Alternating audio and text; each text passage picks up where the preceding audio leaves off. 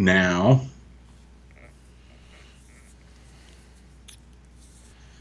So that is booting up. We had a good week in Lipson. Yeah, Yeah. that's good. Um, I think we would have easily been over 100 views this month if it wasn't for that week where I was sick and didn't get anything Yeah, posted. So we can blame me on this one. that's all right. Um, yeah, and I was actually thinking, well, we could talk about that afterwards. But I was thinking like we can actually set up scheduled things on Libsyn, and then have so like all of them are already there, and then you just add the description in there, which you can copy straight from YouTube, and then add the file, and then all you got to do is hit publish, and it's done. Might save you some time. So if anybody's watching right now, they can hear us. Yeah, pretty much. Okay. Yeah, and that this part will show up on the YouTube channel. So if anyone watches on YouTube, they'll get to hear a little bit behind the scenes. Not all dear, bad. dear watchers, you're welcome. Yeah, exactly.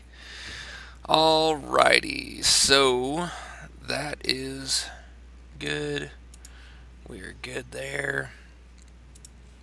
Got that there. Alright. You ready to start this up? Let's light this candle. Alright, we're going to start in 3, 2, 1.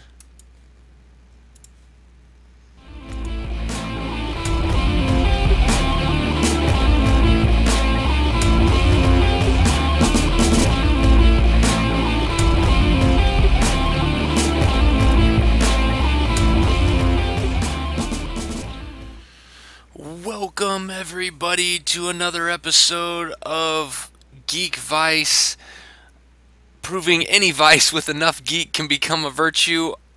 My name's Morph, that man's Kip, and I've been recording too many Geekvice gaming videos, so I got that intro all kinds of mixed up.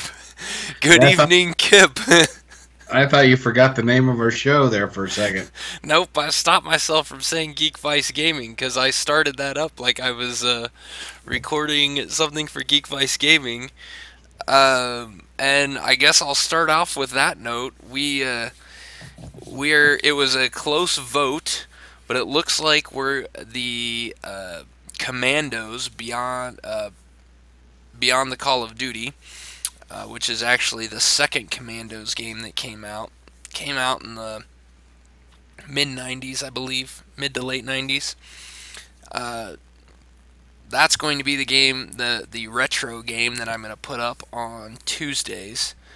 But while I am getting that ready, I have already recorded some episodes of me playing XCOM 2, which had a new mod released in the last couple weeks called Long War 2, which basically just expands upon what XCOM 2 was. The story is still the same. The gameplay is similar. There's just more stuff added to it. So squad sizes are larger, tactical decisions are different, more different roles for your squad members to be a part of, different rank advancements and things like that, different promotions. So really kind of cool and fun. I really enjoyed XCOM 2, the base game. So playing XCOM 2 Long War just for fun, and since I was just playing for fun, I thought, oh, what the heck, I'll record some of it while we're waiting for this vote to come down. So that stuff's going to go up, and it's just going to go up in one big block. It'll probably be 3 or 4, maybe 5 episodes of it, I think is what I've got. And then after that's up, I'll just put that all up at one time, or maybe break it up into a couple weeks, and then I will start putting up Commandos. And I'm hoping, I've played through some of Commandos. I've already beaten the game long ago. I'm going to play through it again, but I didn't realize how hard that game was, so we'll try it out for a few episodes and see if it's really just me dying all the time, because in Commandos, if one of your party members, one of your group, dies, your mission fails. So we will see how often I'm reloading in a 30-minute episode of Geekvice Gaming, and if I'm reloading the save a whole bunch, we might have to move to a different game because nobody wants to just watch me reload and play the same part over and over again. Oh, come on, why not? We'll we'll try it for a little while, but it the first time I played through this here just recently to test out the settings and everything, I died a lot. So um, yeah, we'll see how it goes. But what have you been up to, Kip? Enough about Geekvice stuff. What have you been doing? I have been traveling as usual. I This will come as a surprise to anybody that listens to the show, but I was in Omaha. I think I go there once a month. It seems like. The cool thing about this trip was I got to spend some time with the Podfather, Eddie Fossler, Nice. and I guess you would say it was a concession that I made. But one of the things we did so we had time to hang out together was we went to a comic book store in Omaha called Krypton Comics. And of course, wandering around looking at all the cool comics. I've never really been a comic book collector. I've read a few. I read some when I was a kid. Never been like followed an entire series or anything like that. But looking around, I saw some pretty cool comics, and then I saw some WWE comics by Boom Studios. So my wife's favorite wrestler is Seth Rollins, so I picked up the Seth Rollins #1 comic for her. Nice. And I picked up a couple of 3 comics for myself and brought it home to her. And the cool thing about it is we went to dinner on Friday night, and I was like, well, what do you want to do this weekend? She goes, well, tomorrow we got to go to the comic book store. So I was like, already we've started something here. So we went to Elite Comics in Overland Park. I think that's Overland Park. Is that Lenexa? It's Overland Park.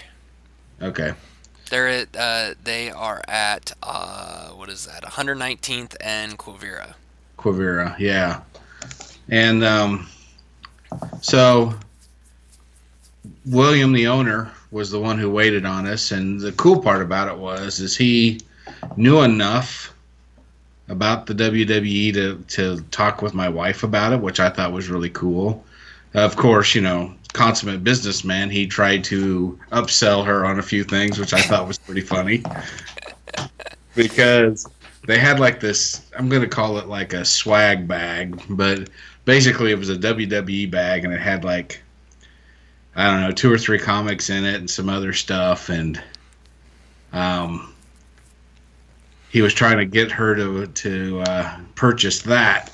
But she was trying to work a deal where she would only get one of the comics out of the bag. And it's like, that's just not how it works. And he's like, you can buy the whole bag and just keep whatever you want, but you got to buy the whole bag, which I thought was pretty funny. So she ended up buying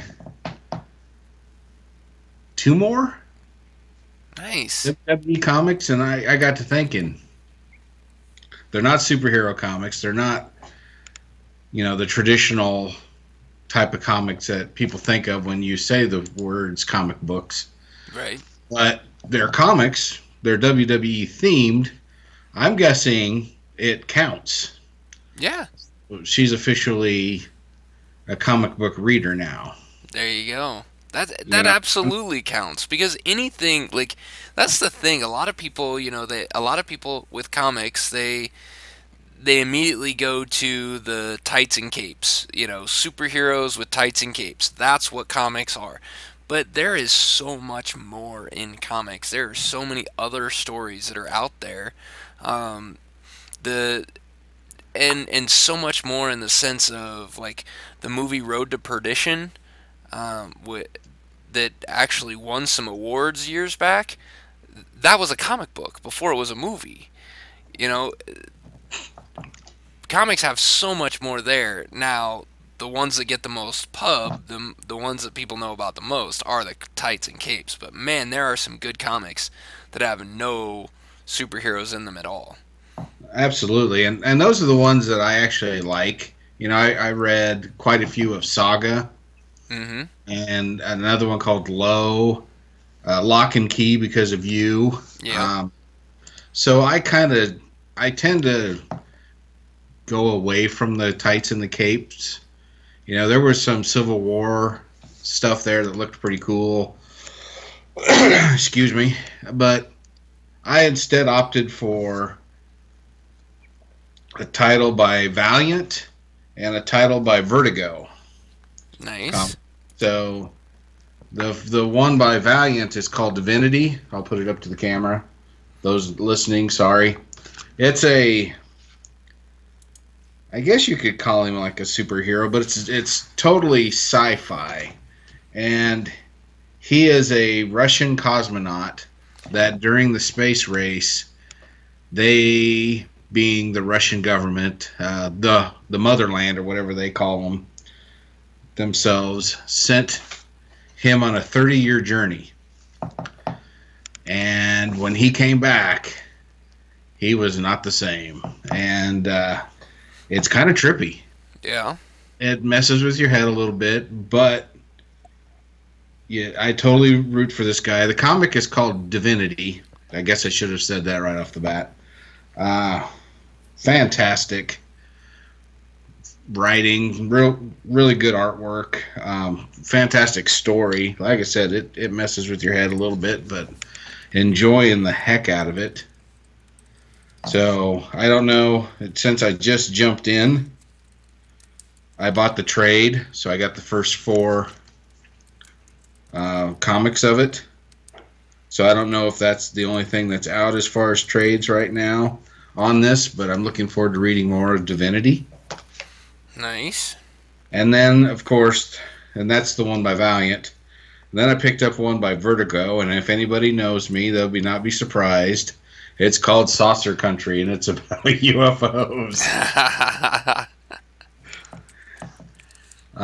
Again, not a cape and tights kind of deal. It's this trade here basically centers around this Hispanic woman running for president. Of course, she's the governor of New Mexico, and it's all about she's an abductee, and I think her whole motivation is becoming president so she can get the secret debriefing on what's really going on with UFOs.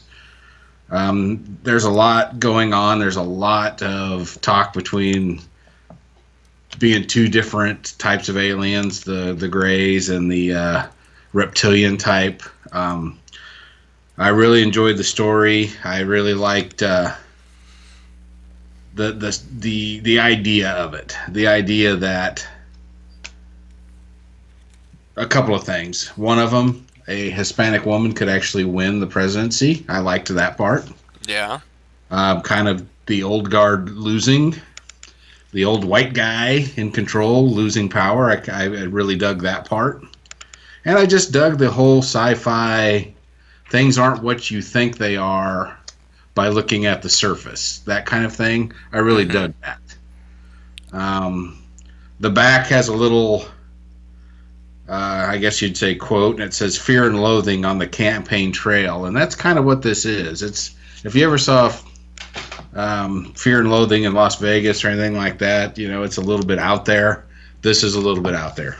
It's not as trippy as Divinity. It's just more of a what if kind of scenario, and I really dug it.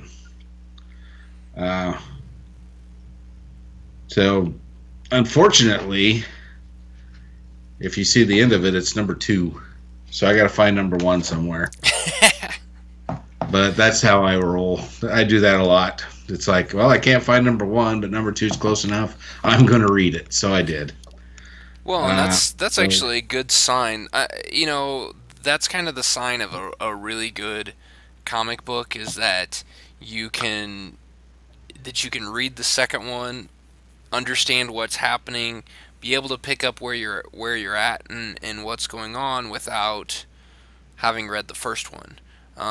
To me, that's good storytelling. And so many times comic books get into this long form writing where the individual issues get lost in the mix of a long run, and it ends up, in my opinion, it ends up making a comic weaker, or can make a comic weaker. So it's good that you're able to pick up something in the middle, and even with episode 2, that's still kind of in the middle. Yeah, and it's a trade, so it's it's comics 5 through 8. Oh yeah, even better. So when you read it, it feels like it's the very beginning. I mean, but it is towards the end of the campaign trail. So I imagine the first 4 are from the beginning through, all the caucuses and things like that. So I'm looking forward to finding that one and checking it out. And then I bought a third one, and it is by, and I can't read because I'm old, American Mythology Productions. Yeah, I don't know if you've ever heard of them or not. I have not. But it's called Dark. Werewolves versus Dinosaurs. Doesn't that sound like a sci-fi channel movie? But it's kind of an alternate reality, multi-dimensional kind of a comic book. This one's not a trade. This is actually just number 1. So it's only, 27 pages? Isn't that what comics are? Yeah. So basically, somebody's opened up this portal, and werewolves and dinosaurs are coming in, and they're having because it's going on tonight in the WWE. I'm going to say it. They're doing a Royal Rumble between the two. Kind of fun. A little dark, but heck, it's kind of fun. I'm enjoying it. So it's worth it.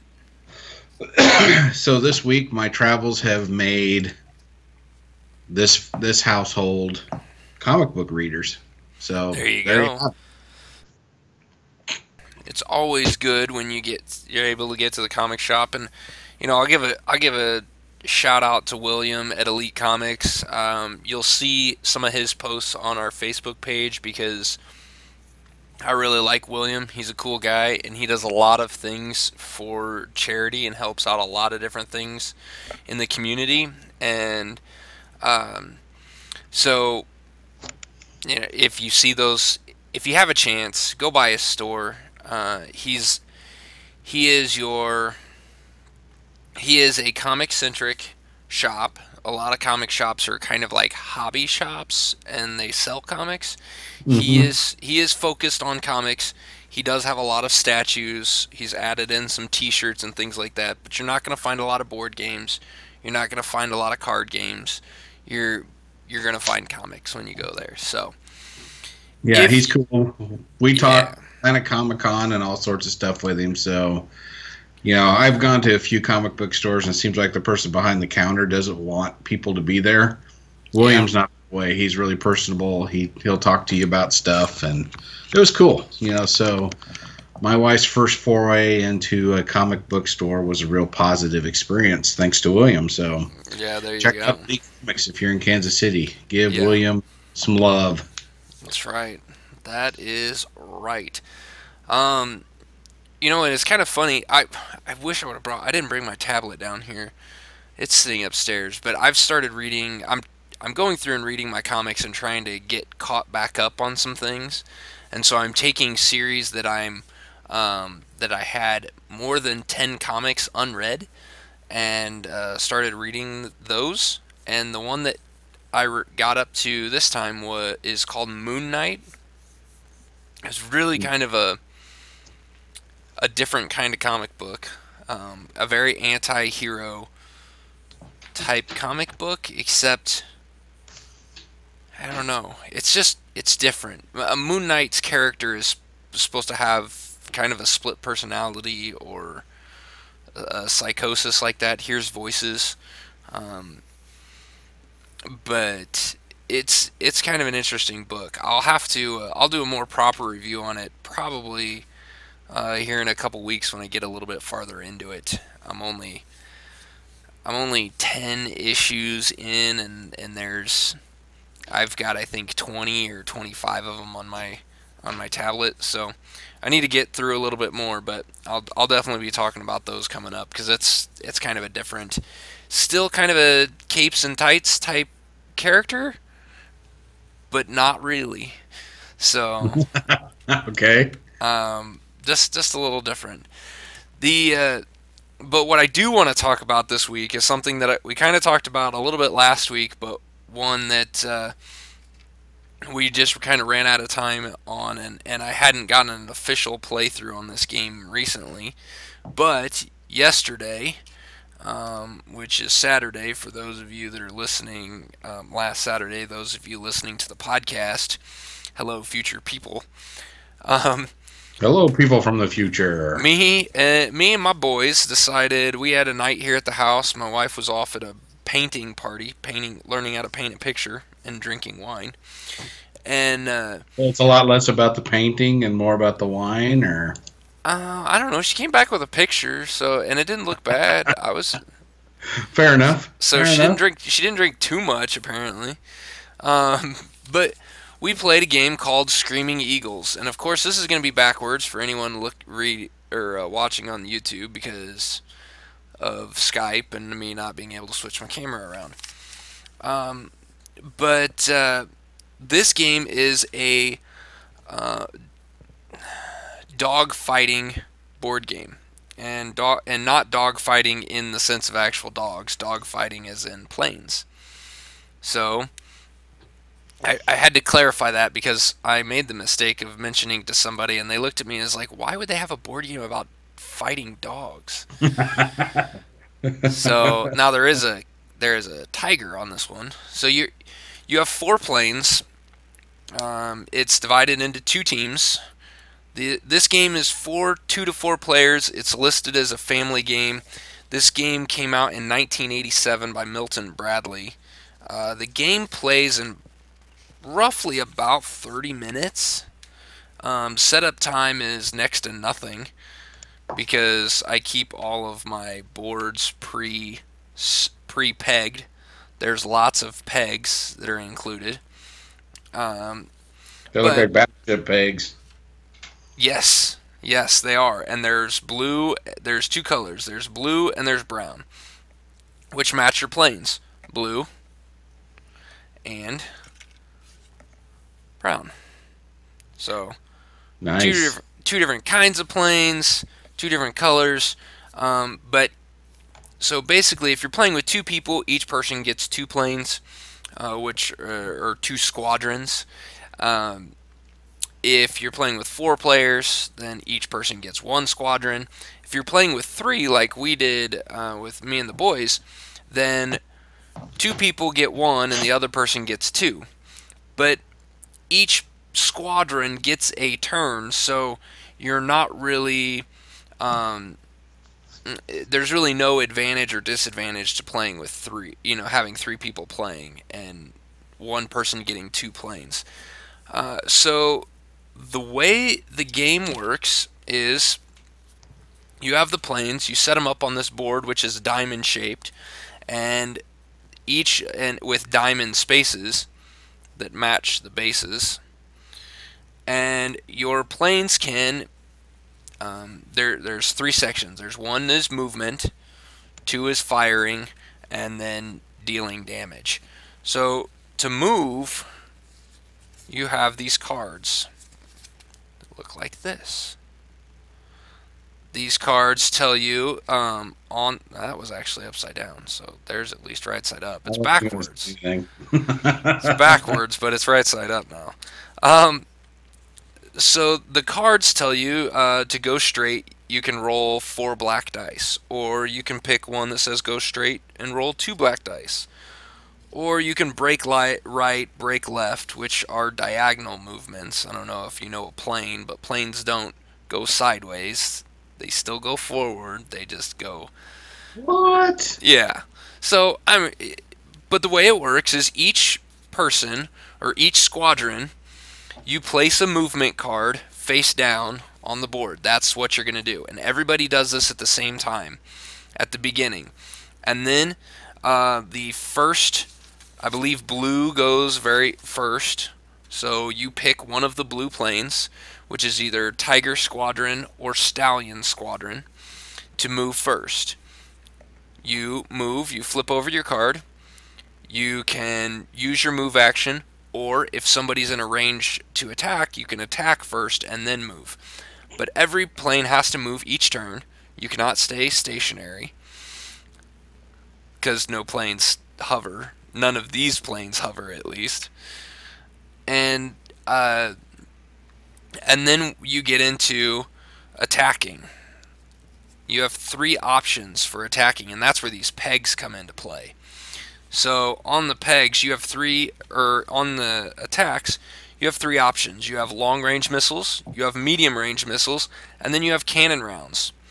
Now, your missiles can actually go, they don't have to go in a straight line. They can actually curve. So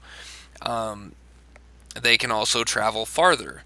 A long-range missile, you get to roll 4 red dice. A medium-range missile, you get to roll 3.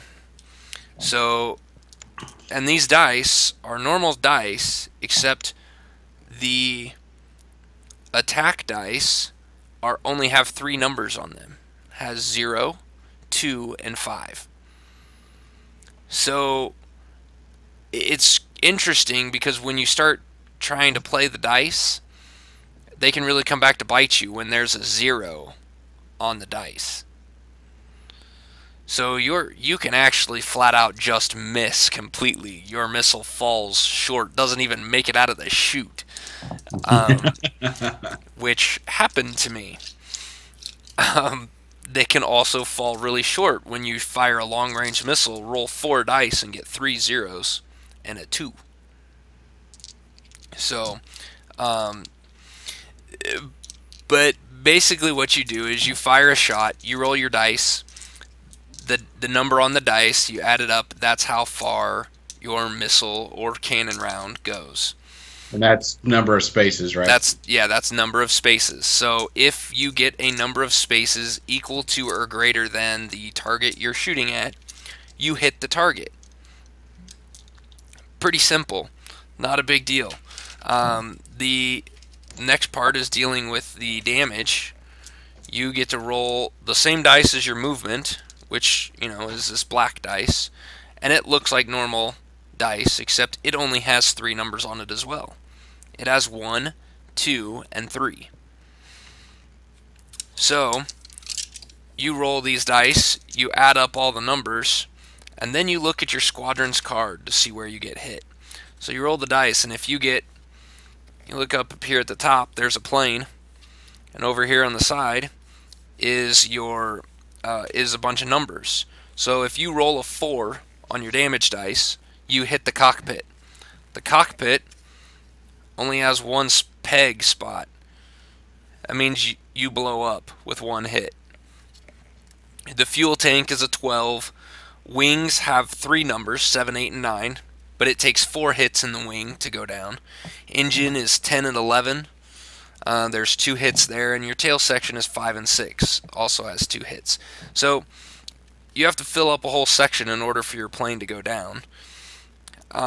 It's really simple, plays really quick, especially once you get used to picking out the cards. But one of the hardest parts is picking where you're going to move. You alternate turns throughout. So for the first round, blue starts and goes first.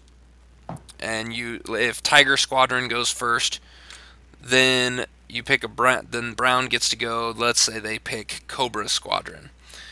Then the next turn, Stallion Squadron has to go, the last remaining blue one. And then finally, your last tan or brown color, the Eagle Squadron goes. On the next turn, or the next round, blue went into first of that round. Brown gets to go first in the next round.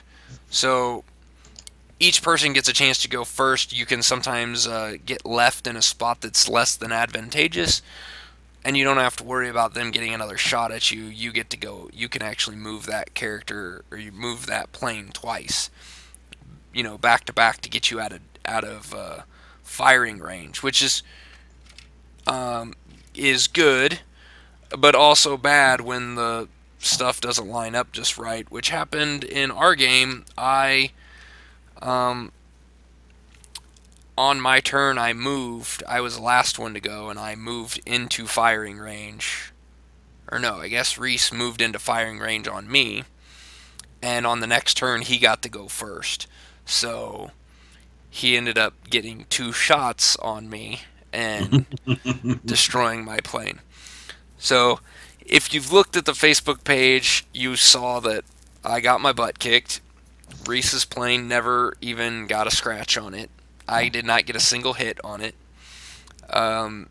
He was very smart with his weaponry. He used a lot of missiles up front and basically took out a lot of planes and did a lot of damage early on with all his missiles. Ran out of missiles and only had cannons left to fire, but which cannons are a little harder. They can only go in straight lines, so they can only follow straight paths. So you have to kind of get into a spot where you can hit them,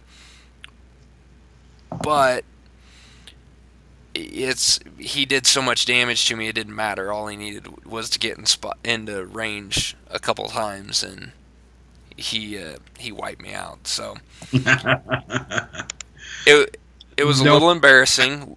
I'm terrible at dogfighting games as well, so don't feel so bad. Yeah, it's a little embarrassing losing to your kids on a game that you actually had.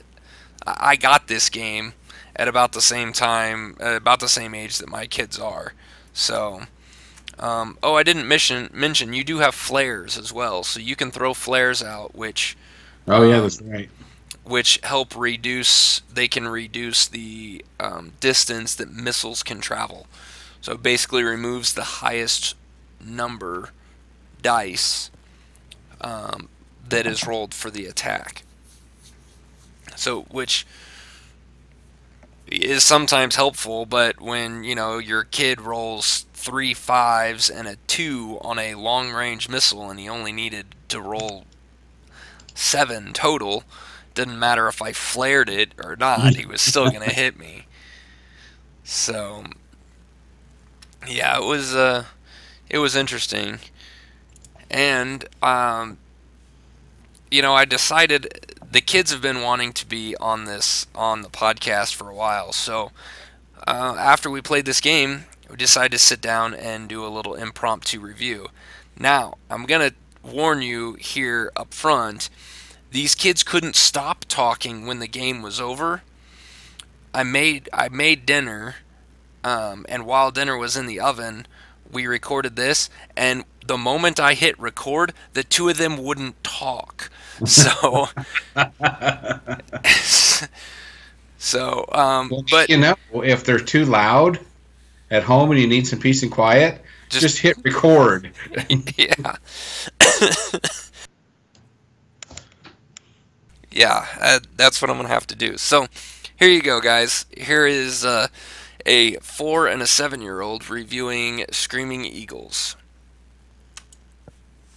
Alright, we're sitting here talking with a couple of boys who just got done playing Screaming Eagles board game.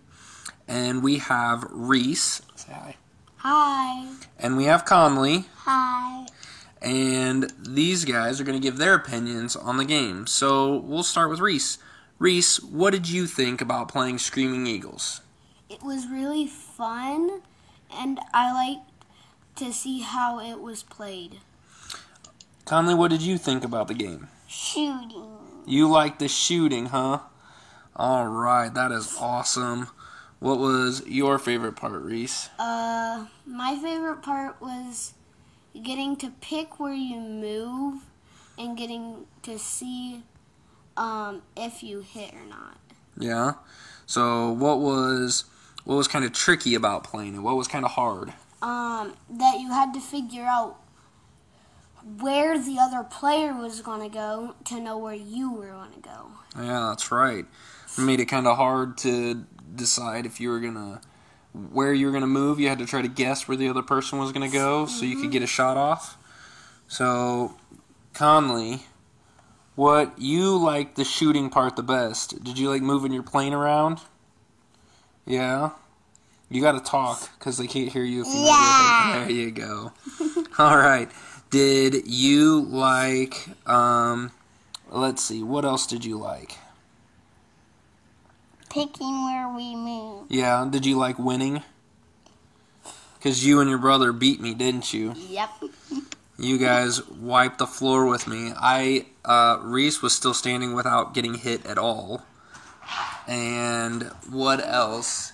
Mom, we won. Yeah. And then, so let's see, what else should we talk about? Is that good? Do you want to play again? No. Do you want sometime. You want to play again sometime? Yeah. All right. Cool. Well, thanks, guys. Bye. I'll say bye. Bye. So there you go. That's the kids' review. They both seem to like it. Of course, at that time, they wanted to play electronics. They were done playing board games, so they didn't want to play again right that second. But which there's a few games that, well, there's been a few games that we have that we've played 2 or 3 times in a row, and this one wasn't one that they wanted to play 2 or 3 times in a row. But I think the fact that they won helped, and but it was. I think they enjoyed it. I think they had a lot of fun. I had a lot of fun with it. I freaking love this game. So I remember playing that game probably 88, 89 when I lived in Utah. yeah, I just remember being a lot of fun. Again, another type of game that I'm terrible at. If there is actually a game I'm good at, I'm not sure it exists. yeah. It's just one of those games. It's so simplistic in its mechanics and everything, but it's just a blast to play. It really is. Yeah, it's not complicated at all. There's not, the rules, are actually fairly intensive as far as like the size of it's a fold out thing that's just long and big, and it kind of a little like a little overwhelming if you just take a look at it at first. But when you start reading through it, it's so simple, and there's lots of really good pictures in the rules that kind of give you the visual, like, oh, hey, this is what it's doing. And, the way they set things up and the way it all works, it's very well done. Very well done. I got to give Milton Bradley props on this one. I don't know who actually invented or created this game, because, Milton Bradley's a big company. Designer is Jim Kiefer. So... Oh, that guy. Yeah. I don't know who he is, but it was published by Milton Bradley at first. It looks like it's now out. Hasbro republished it at some point, but which I think Hasbro just bought Milton Bradley, so that might be why that's on here. Age-wise for this game, anyone can play this game. My 4-year-old played this game. He actually played it himself. He was in control of one squadron. Because moving is not, it's really kind of a random thing anyway, since everybody plays their movement cards at the same time. When it's your turn to move, you don't know if you're going to be moving into the way of somebody, or if you're going to move into where you might think you're moving in to be able to shoot at somebody, but they go just the turn before you and then they move out of the way. You don't know what they're going to do. So it makes it extremely easy for any age to really play this thing. And the fact you get to roll dice and add numbers and move these cool planes around. I mean, when Conley's ship went down, I took Conley out first, not by choice, just out of necessity.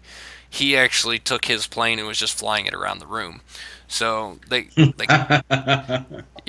come off the base, and so he just took this nice little plastic plane, which is actually extremely sturdy, and was just flying this thing around the room like he was a fighter pilot. So That's cool. Yeah, I think that was the big selling point, in 1987 was they knew parents were going to buy these for their kids about your kids' age because even if they don't play by the rules, they have airplanes they can play with. Yeah, exactly. Now, I haven't gone through and looked to see if there's any, a lot of games now have expanded rules and different things that you can do. Now, I haven't looked to see if there's any online, but in the rules, there is an Ultimate Challenge Advanced Gameplay option, which is a little interesting in that it doesn't change the fighting mechanic, but it does affect the movement mechanic, which I think could actually make the game a lot harder of moving out of somebody's way, but a lot easier to get in behind somebody.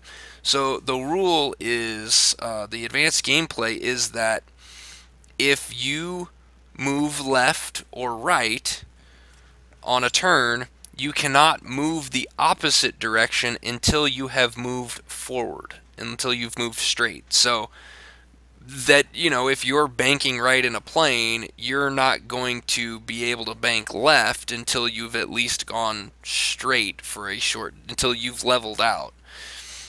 So, an interesting concept.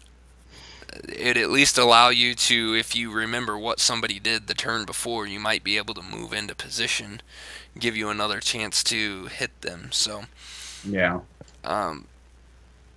Either way, even without that rule, still really fun. I recommend it if you can find it at your local hobby shop, game shop. I definitely recommend it. You probably have as equally good a shot as finding it at a thrift store. Yeah, because it's pretty old. Yeah, that is true. What's the beauty of this game is it's I guess you could say it's the gateway to all the dogfight games that are out there now. Like the Star Wars X-Wing. Mm-hmm. I have a game that I should loan you sometime so you can play with your boys. It's called Battleship Galaxies. Yeah. And don't let the word battleship throw you off. It's basically you're piloting spaceships and you have a dogfight in space. Oh, nice. So I'll have to loan that to you sometime. So games like that, they have to thank Screaming Eagles for the idea. Very cool, very cool. So that is what we have for this week. Woo! Yeah. You got anything else you want to throw out there, Kip? Oh, I'm in town this week, so again, I'm going to try to get to tabletop. We'll see what happens. There you go. I've been trying for how many weeks in a row and haven't gone? If you want Kip to go to tabletop because you're going to be there, you should hit us up. You can post on a Facebook page at facebook.com/Geekvice, or you can hit him up on Twitter at Kip Killigan. You can find me at Geekvice. You could also send him an email at geekvice@gmail.com. He will get that on his phone. He'll be able to see that you're going, and then maybe he'll show up. You get better odds if you tell him you're going to be there. Then he knows somebody's going to be there. Then he will be there as well. So. Yeah, don't take it personally if I don't show up. It doesn't mean anything about you. Yeah, I understand how that goes, man. Yeah. So try again. We'll see what happens. Yeah, we'll make it happen. There's No official word on International Tabletop Day yet. I know this is about the time period where we were talking about it last year. Kip and I are planning on doing something still, even if there's no official International Tabletop Day. So we will. We will carry that torch as long as we can. That's right. We will figure it out. So stay tuned. We will get some details up for that eventually. Lastly, go check out the blog. You can always follow us on our blog at geekvice.blogspot.com. You can also go check out the YouTube channel. You can find these videos over there of these episodes. You can also find our Geekvice gaming stuff over there. That easiest way to get there. tiny.cc/geekvice. If you go to the YouTubes and you want to search for us, you've got to search for Kip Morph. Don't search for Geekvice because that's a Latin American thing. You'll know it's not us when they start speaking Spanish. And I do not speak Spanish. Yeah, I think it's Spanish. So, go check us out. Go check out our Let's Play videos that I've been putting up there. I think they're a lot of fun. We've got Civilization 6 going on now, XCOM 2 shortly to come, and Commandos to follow. So, go subscribe to that. Go like the videos. Like this video. Check the descriptions. If you're watching on YouTube, you can check the descriptions right there. If you're listening on a podcast, check the description. We've got the comics that Kip went and purchased. Also a link to Board Game Geek where you can learn more about Screaming Eagles. So, go do that. Do it! So, alright everybody. Well, thanks for listening to our ramblings, and we will see you next week. Later. This podcast is part of the Podcast Arcade Network.